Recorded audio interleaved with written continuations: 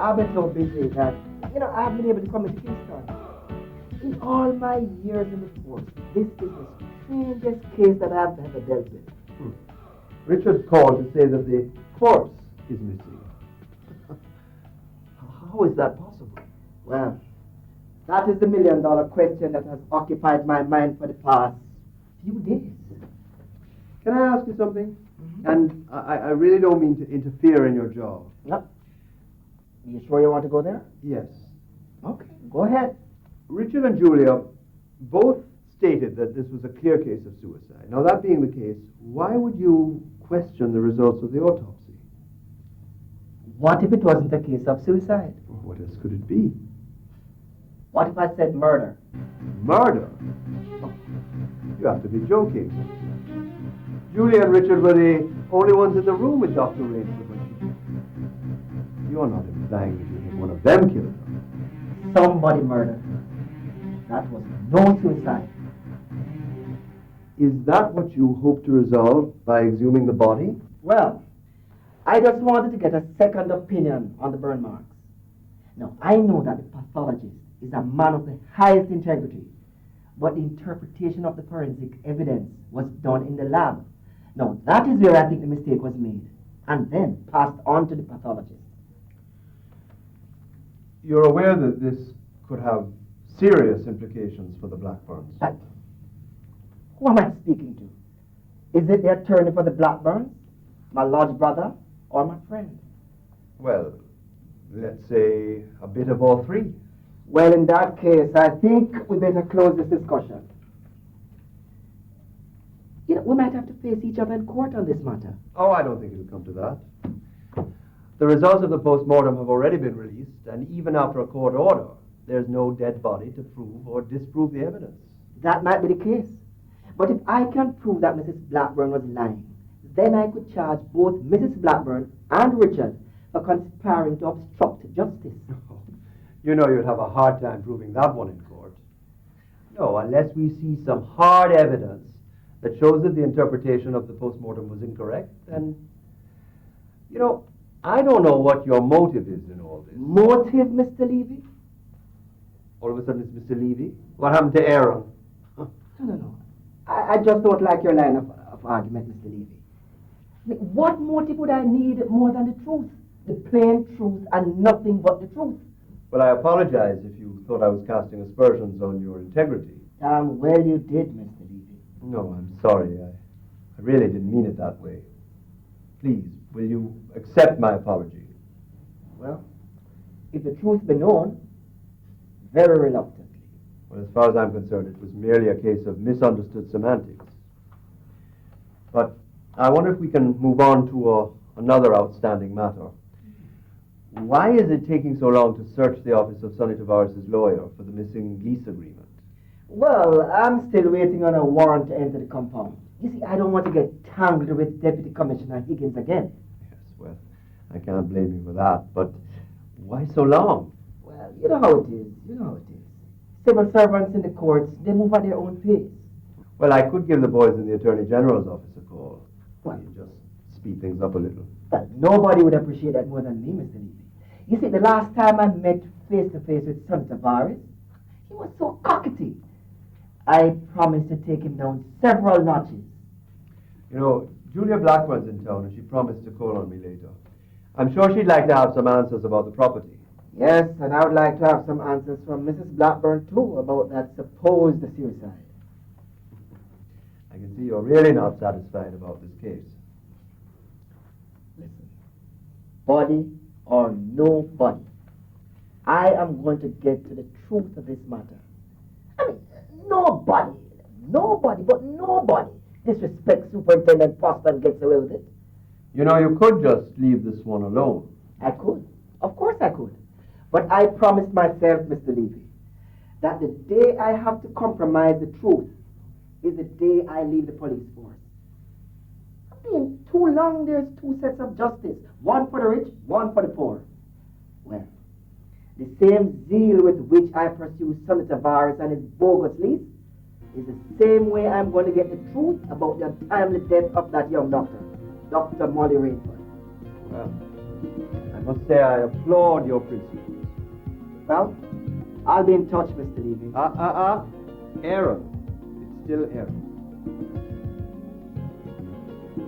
Aaron.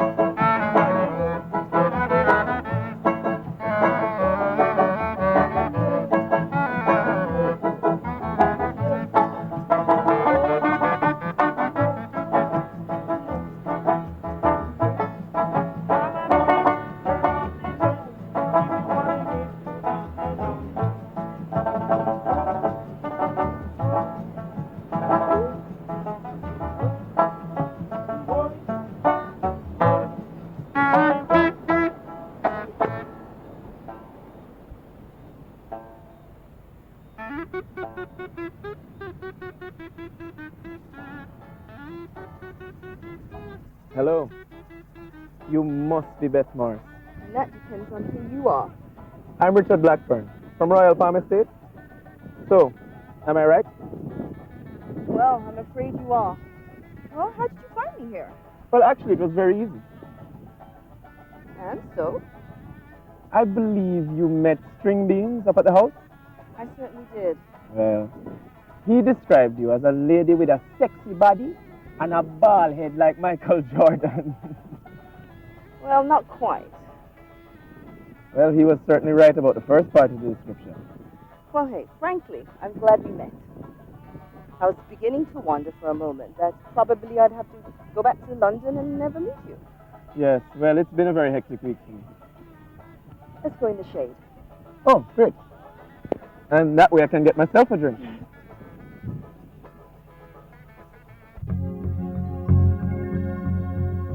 You know, Superintendent Foster has a lot of unanswered questions about the Rainford suicide. But I answered all his questions truthfully.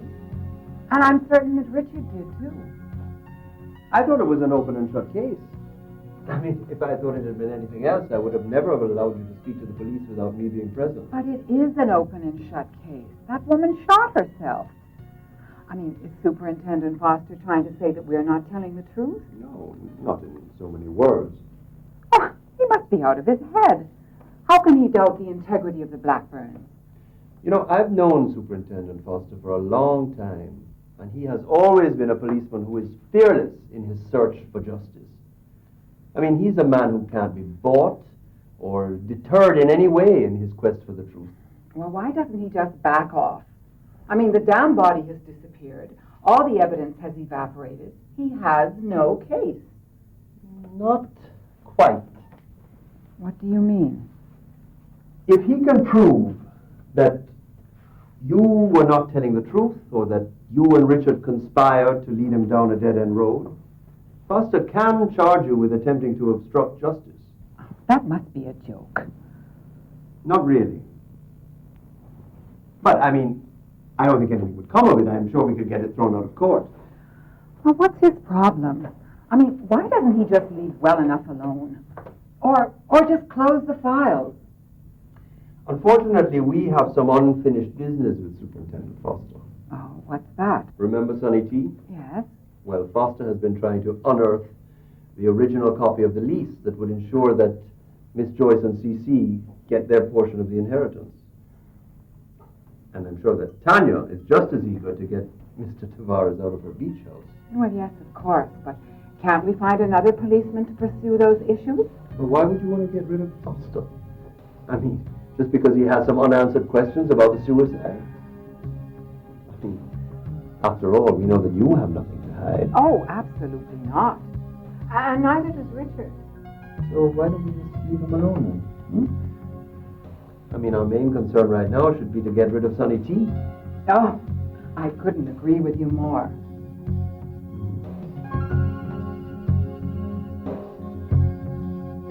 Royal Palm Estate will be right back.